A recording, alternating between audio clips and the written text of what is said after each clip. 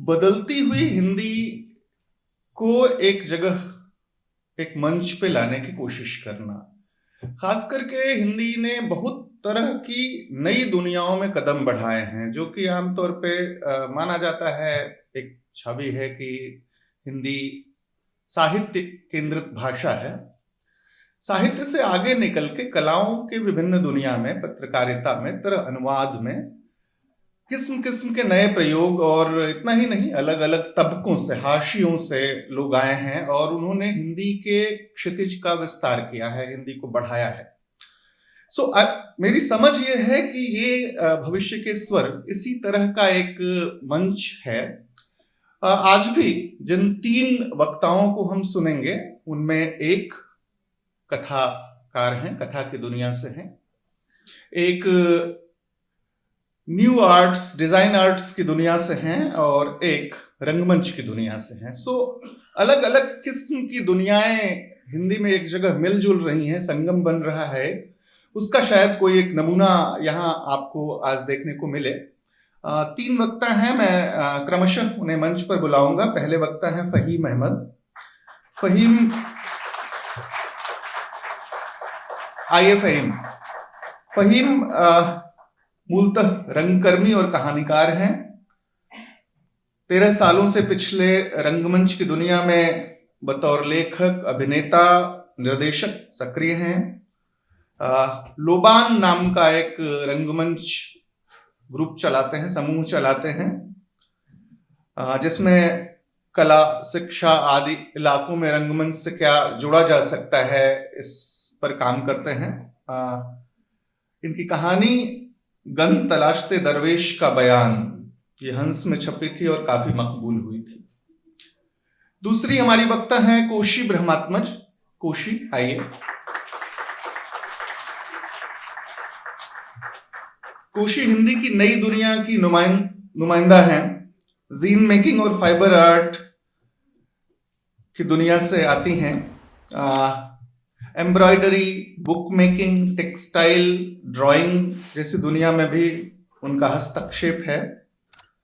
और कोशी का काम Mumbai urban art gallery, art festival Mumbai, queer circle London और ब्लैंक गैलरी टोक्यो में साया हो चुका है। हमारे तीसरे साथी हैं आज के, तसनीफ हैदर। तसनीफ, तशरीफ लाइए। तसनीफ अदबी दुनिया नाम से एक ब्लॉग चलाया करते थे। 2016 से उन्होंने इसी नाम से उर्दू का पहला ऑडियो बुक चैनल यूट्यूब पर शुरू किया। नए तमाशों का शहर इनकी शायरी की किताब है। नया नगर ये उपन्यास है। ये दोनों किताबें उर्दू में छप चुकी हैं। नया नगर हाल में ही राजकमल से हिंदी में भी छपा। एक पत्रिका भी संपादित करते हैं तसनीफ, उसका नाम है और। ये 3 हमारे आज के वक्ता हैं। मेरा काम बहुत नहीं है, मेरा काम बस इतना है कि मैं 2 लाइन बोल के और आपके सामने हाजिर नाजिर कर दूं। सबसे पहले फहीम को मैं बुलाऊंगा। फहीम का विषय है बदलते माध्यम और कथा का बदलता चेहरा। रंगमंच की दुनिया एक खासी परिचित दुनिया रही है, लेकिन सियापा भी बहुत रहा है, जिसको पंजाबी में कहते हैं पिट सियापा। माने भारी रुदन रहा है कि लिखा कहाँ जाता है नाटक, खेला कहाँ जाता है नाटक, देखता कौन है नाटक। हिंदी में नई दुनिया में, नाटक की दुनिया में क्या हो रहा है और उसका मुस्तकबिल क्या है, भविष्य क्या है, क्या होने जा रहा है, मुझे लगता है कि फहीम हमसे इस बारे में ज्यादा बेहतर तरीके से बात करेंगे। फहीम, आइए।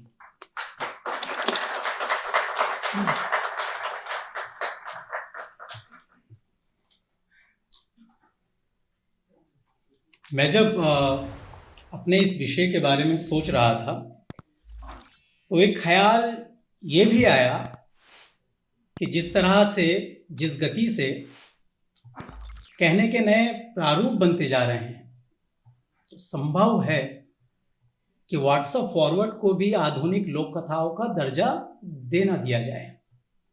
शुरू में यह अटपटा लगा लेकिन फिर गौर करने पर पाया कि वो भी तो कई कई लोगों से होकर हमारे पास आ रहे होते हैं, उनका भी कोई लेखक नहीं होता है, लेकिन ये ज़रूर मालूम हो रहा होता है कि वो कहीं ना कहीं से आ रहे हैं। दूसरी बात, जब मैं यहाँ के लिए निकल रहा था अपने कमरे से, तो जिनकी ज़िंदगी में रील्स एक उत्सव की तरह है, उनके लिए खुशखबरी मुझे फेसबुक पोस्ट पर निखिल संचान ने साझा की थी कि माइक्रो ड्रामा नाम से भविष्य में रील्स की तरह सीजन आएंगे, जिसमें 50 से लेकर 100 एपिसोड होंगे। तो आप सबके लिए जो रील्स को बहुत उत्सव की तरह मनाते हैं या देखते हैं, उनके लिए खुशखबरी है, वो अपने अंगूठे को और मजबूती देना शुरू कर दें। इसलिए जब मैं और इस विषय पर सोच रहा था तो कितनी सावधानी मुझे बरतनी चाहिए, इसी बात से मुझे लगने लगा था कि जिस तरह से जो रूप बनते जा रहे हैं। सत्यानंद जी से जब मेरी शुरुआत में बातचीत हुई थी तो उन्होंने मुझसे एक सवाल पूछा था कि एक रचनात्मक व्यक्तित्व के तौर पर तुम्हारी बेचैनी क्या है। उस समय मैंने कहा था कि मैं बहुत सालों से, जब से मैं साहित्य की दुनिया से परिचित हुआ था या मुझे पता चला था कि मुझे भी कुछ रचने का हुनर है, मैं एक ऐसी विधा की तलाश में था कि जिसमें मैं अपनी तरह की कहानियों को आकार दे सकूं। उस समय एक बात छुपी रह गई थी जो मैं उस समय नहीं कह पाया, कि मुझे सिर्फ उस विधा की तलाश नहीं थी, उस खास विधा में भी खास तरह के शिल्प और संरचना की तलाश थी। अब सवाल यह है कि ये मुझे जरूरत महसूस क्यों हुई। पहली बात तो ये कि मैंने जिन रचनाओं से अलग अलग तरह से कथा कहने का तरीका सीखा, तो मुझे भी लगा कि मुझे भी एक अलग तरीका अपनाना चाहिए। दूसरा, मेरे पास जो कहानियां थी उनका समय अलग था, एक रेखीय और स्थिरता से भरा हुआ, और जिस समय में मुझे कहानियां लिखनी थी उनका समय अलग था। वो कैसा समय था वो सब आप जानते हैं। राजनीतिक और आर्थिक स्तर पर इतनी उथल पुथल मची हुई थी कि अस्थिरता एक स्थायी भाव बनकर हम सबकी जिंदगी में शामिल होने लगी। किसान आंदोलन, सत्ता परिवर्तन, नोटबंदी, lynching, free internet, social media के बदलते ट्रेंड्स, सूचनाओं के अंबार में फेक न्यूज से लेकर CA/NRC, कोविड और आर्टिफिशियल इंटेलिजेंस तक का सफर हमने कुछ सालों में पूरा कर लिया था। एक और अस्थिरता के साथ साथ गतिशीलता, विचलन और प्रतिरोध, तो दूसरी ओर अकेलापन, बेरोजगारी और महंगाई के द्वंद्व में हमारा लाइफ स्टाइल परिभाषित होने लगा। इसके साथ ही साथ हम लोग देखते गए कि किस तरह से हम श्रोता और दर्शकों में बहुत तेजी से बदल रहे थे। हर पल कुछ नया देखने, जानने, सुनने और पढ़ने का स्वभाव बनता गया था। हमने माइक्रो स्टोरी टेलिंग के छोटे छोटे फॉर्मेट देखे, हमने स्टैंड अप देखे, हमने व्हाट्सएप, हमने फेसबुक, ट्विटर, इंस्टाग्राम पर छोटे छोटे लघु कथाओं के रूप और इंस्टा पोएट्री के तमाम अनेक ऐसे फॉर्मेट देखे जिनमें जो कथा या पोएट्री कहने का जो माध्यम था, कम शब्दों में ज्यादा बात कहने का क्राफ्ट। कोविड के दौरान तो प्री रिकॉर्डेड जो नाटक थे उनका प्रसारण इतना बढ़ता चला गया कि ये कयास लगाने लग गए थे कि भविष्य में लाइव परफॉर्मेंस को ये बाधा पहुंचा सकता है, क्योंकि VR तकनीक जो है उससे अगर हम रिकॉर्डेड नाटकों को देखें तो पूरी तरह से तो नहीं, लेकिन वो अनुभव आप पा सकते हैं। कुछ महीनों पहले मैंने AI के प्रोग्राम की कुछ वीडियो भी देखी जिसमें इस दुनिया से जा चुके शायर, लेखक और अभिनेताओं के कैरिकेचर बने हुए थे। उसमें वो डायलॉग बोलते हैं, शायरी पढ़ते हैं और संवाद बोलते हैं। तो मैं सोचने लगा कि भविष्य में क्या ये संभव होगा कि ऐतिहासिक नाटकों में जो उसके पात्र होंगे वो AI के जरिए से मंचों पर परफॉर्मेंस किया करेंगे।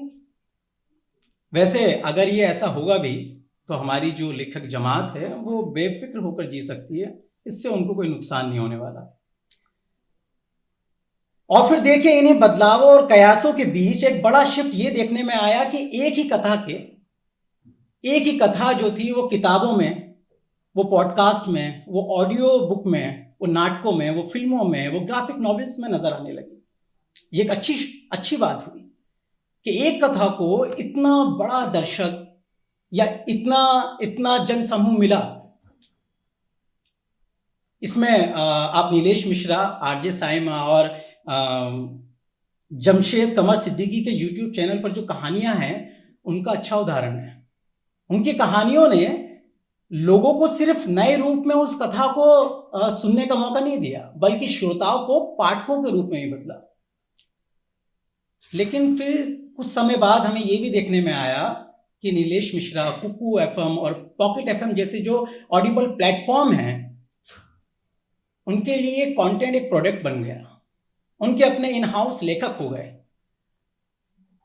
वो किसी भी जॉनरा में, किसी भी विषय पर कहानियां लिख सकते हैं। मैं ये नहीं कह रहा हूं कि वो जो नए लेखक आ रहे हैं इसमें कोई खराब बात है, या नई कहानियां आ रहे हैं इसमें खराब बात है। मसला ये है कि उनके लिए बाजार और ट्रेंड का दबाव ज्यादा है। उनकी कहानियों का जो स्ट्रक्चर है वो किसी फॉर्मूला फिल्मों की तरह है। और मान लीजिए कि भविष्य में इन कहानियों से एक डिजिटल लाइब्रेरी बना भी दी, तो इन कहानियों में अपने समय का इतिहास बोध न होने की वजह से ये श्रोताओं को जोड़ नहीं पाएंगे। तो ऐसे में जब हमारे समय संसार के शिल्प और संरचना में भी इतना बड़ा शिफ्ट नजर आया, अस्थिर, बहुआयामी, एक दूसरी विधाओं को प्रभावित करने वाला, तो मैं सोचने लगा कि कथ्य के चुनाव में सतर्कता बरतने के साथ साथ उस कथ्य के लिए नई शैली और संरचना की भी तलाश जारी रखनी होगी। तभी भविष्य के में जाकर एक मुकम्मल तस्वीर देखने को मिलेगी। जैसे जब 2012 में जामिया में मैं प्रतिभा उन्हें नाट्य मंच से जुड़ा था, तो मुझे वे नाटक करने को नहीं मिले थे जो आज पॉलिटिकल पार्टियों और किसी कंपनी के प्रोडक्ट के प्रचार प्रसार का वाहक बन चुके हैं। मुझे वो नाटक करने को मिले थे जिनसे सफदर हाशमी याद आते हैं, और याद आती है उनकी प्रतिरोध से भरी प्रस्तुतियां। उन नाटकों की शिल्प संरचना में एक ढपली, कुछ गीत, स्थिर दृश्यमाला, शरीर से बनी मुद्राएं और शब्दों में बुना प्रतिरोध होता था। लेकिन धीरे धीरे मैं जब रंगमंच की दुनिया में थोड़ा और घुला, तो मैंने 2014 और 16 के बीच दिल्ली यूनिवर्सिटी के नुक्कड़ नाटकों को देखा। उन नाटकों को देखने के बाद मुझे बिल्कुल वैसा लगा जैसे एक नाटक में देखी गई कहानी को फिल्म में देखने के बाद होता है, अवाक सा रह जाना। इस अवाक सा रह जाने के पीछे का कारण था उन नाटकों का शिल्प और संरचना, जिनमें अस्थिरता बुनियादी बात थी। 9 से 10 तरह के म्यूजिकल इंस्ट्रूमेंट और उनसे बुना संगीत पूरे नाटक की दृश्यमाला में छाया रहता। 15 से 20 अभिनेताओं का शरीर से बनी जो विभिन्न तरह की मुद्राएं हैं वो सतत रूप से चलती रहती। प्रॉप्स, सेट, कम और जरूरी संवाद और अस्थिर दृश्यों की वर्णमाला का सघन रूप। मेरे भीतर लगातार यह द्वंद्व बना रहा कि नुक्कड़ नाटकों की किस फॉर्म को स्वीकार करूं। पानी की जरूरत पड़ेगी।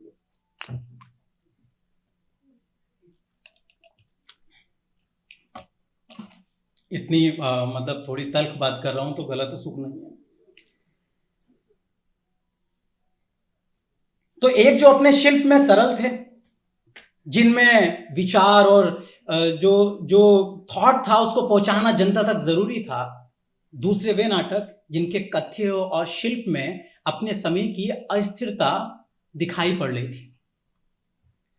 मैं ये तो नहीं कहूंगा कि 2017 में जब मैंने पहला नुक्कड़ नाटक डाकिया डाक लाया बनाया था, तो मैंने दिल्ली यूनिवर्सिटी में होने वाले नाटकों की पूरी शिल्प और संरचना को अपना लिया था, लेकिन उनमें जो अस्थिरता का भाव था उसे रखा था। तो ये जो अस्थिरता का भाव मेरे नाटकों की बुनियाद बनता गया। और जब मैंने स्टेज नाटकों को साधना शुरू किया तो वहां भी इसी तरह के शिल्प की तलाश में रहा। मैं सोचता कि इब्राहिम अलकाजी, हबीब तनवीर और बादल सरकार के रंग कर्म की जो दृष्टि थी, उसके जैसे नाटक दिल्ली में क्यों नहीं होते हैं? या फिर जैसा बनारस में हर साल रामनगर की रामलीला जिस फॉर्म में होती है, वो अन्य नाटकों के साथ क्यों नहीं हो सकती?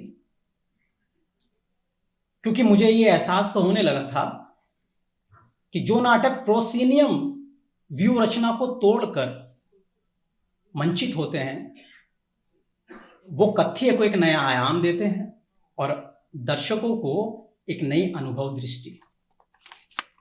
2020 में इसी द्वंद के साथ एक प्रयोग किया सफदर स्टूडियो के ब्लैक बॉक्स ऑडिटोरियम में।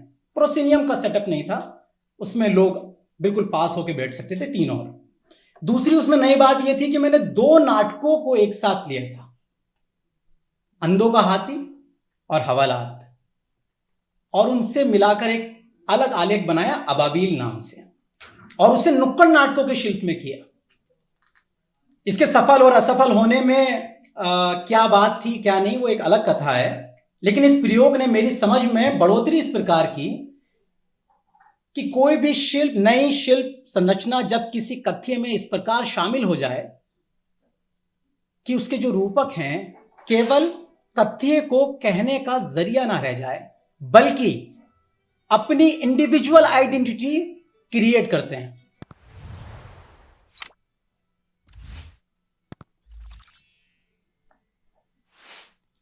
शायद मेरी बातें यूनिवर्स को कबूल नहीं हो रही है। तो जैसे मैंने कहा कि जो नया शिल्प किसी कथ्य में आकर इस तरह से शामिल हो जाए कि उसके जो रूपक हैं कथ्य को सिर्फ कहने का जरिया नहीं बनते, उनकी अपनी एक पहचान बनती है उस कथ्य में आकर। तो ये जो अपनी अलग पहचान बनाने की बात है या बनने की बात है, ये हमारे समय का मुहावरे सी लगती है बात, क्योंकि छोटी छोटी वस्तुओं की अपनी अलग पहचान बनकर उभर रही है या उभर चुकी है। उनसे द्वंद क्रिएट हो रहे हैं, उनसे नए आयाम निकल रहे हैं, नया यथार्थ क्रिएट हो रहा है कई कई तरह का। और ये केवल वस्तुओं के पास ही नहीं है, चाहे सजीव हो या निर्जीव, इमारत हो या जानवर, पक्षी, भाव या विचार, सबकी अपनी एक अलग पहचान बनती जा रही है जो कई तरह की चीजें क्रिएट कर रही हैं।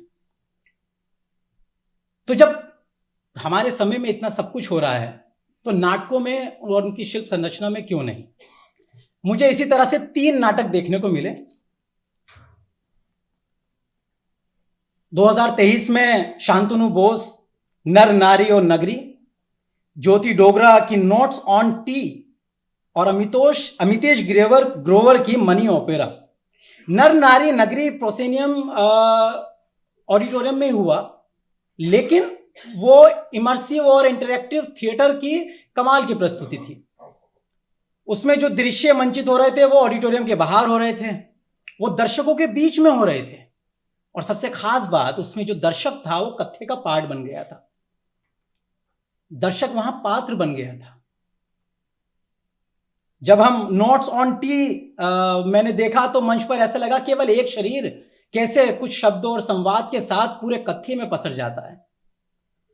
मनी ओपेरा तो एक 5 माले की बिल्डिंग में मंचित हुआ, जिसमें दर्शक बारी बारी से पहले माले पर, दूसरे माले पर उस नाटक के साथ चलते जाते हैं। इन प्रस्तुतियों को देखने के बाद एक यकीन तो यह हुआ कि दर्शकों को प्रस्तुति की हिस्सेदारी बनाने की ये जो पहल है, ये प्रोसीनियम के खांचे को तोड़कर एक बार फिर से नाटकों को बाहर लेकर आएगी और नए शिल्प संरचना वाले कथ्य को रचेगी। इसलिए कहानियों को लिखकर भूल जाने के बाद जब अपनी पहली कहानी गन तलाशते दरवेश का बयान मैंने लिखनी शुरू की थी, तो इसके पीछे रंग कर्म का यही नजरिया था, जिसने गंध को केंद्रीय बिंदु बनाने का मुझे किसे कह सकते हैं कि दृष्टि दी।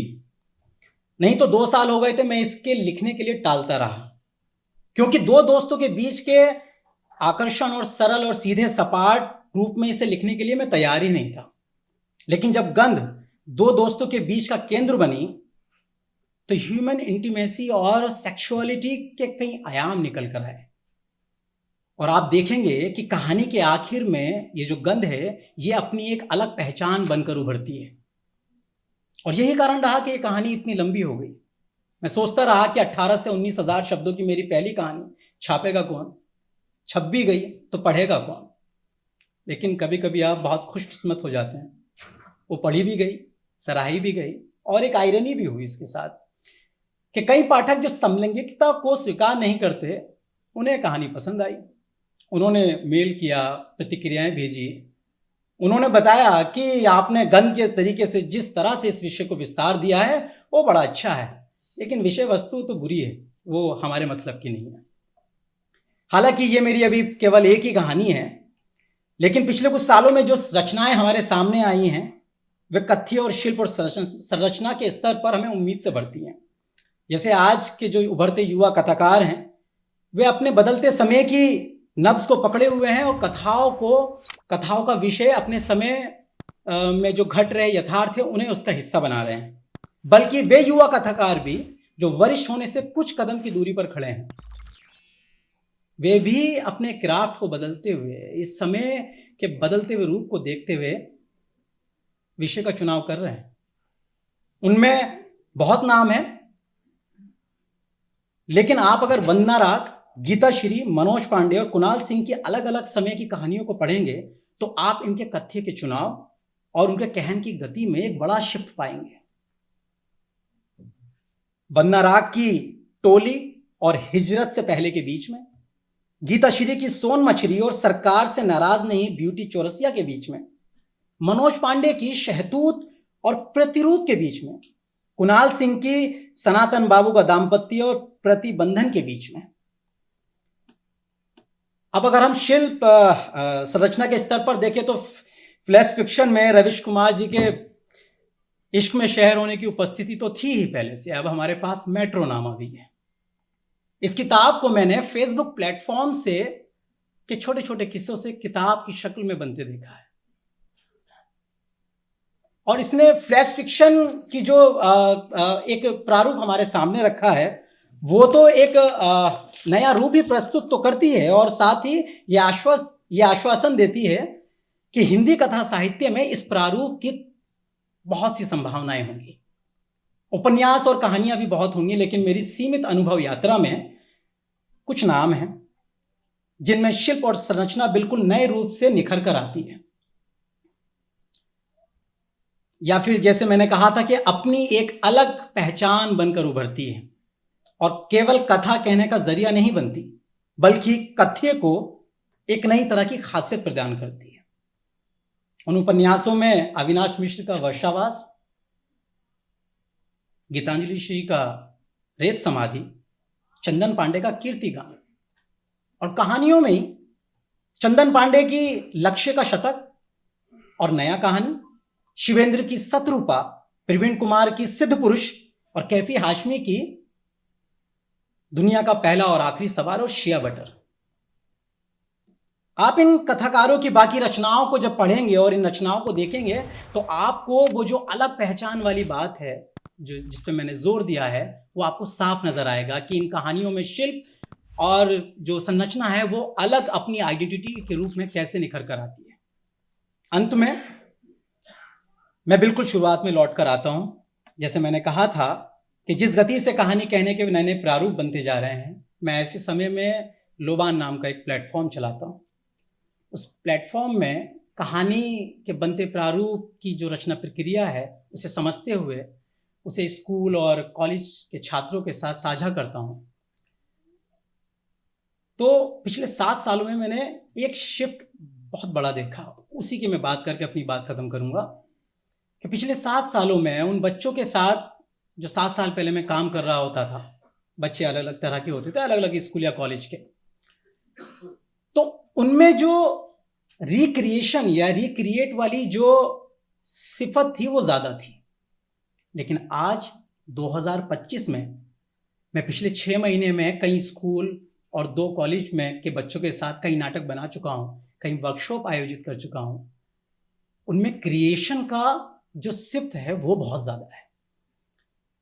उनके अंदर जो चीज़ दिखती है वो क्रिएट करना चाहते हैं और प्रेशर नहीं है, उनके अंदर से खुद से निकल के आ रहा है। और साथ साथ जो ये बात है ये मेरी रचना प्रक्रिया में जब शामिल होती है तो मुझे कभी कभी बहुत पिछड़ा हुआ महसूस कराती है और कभी कभी बहुत समृद्ध भी करती है। और मैं विश्लेषण करता चलता हूँ कि मेरे रचनात्मक व्यक्तित्व के तौर पर जो बेचैनी है वो सही दिशा में काम कर रही है या नहीं। धन्यवाद।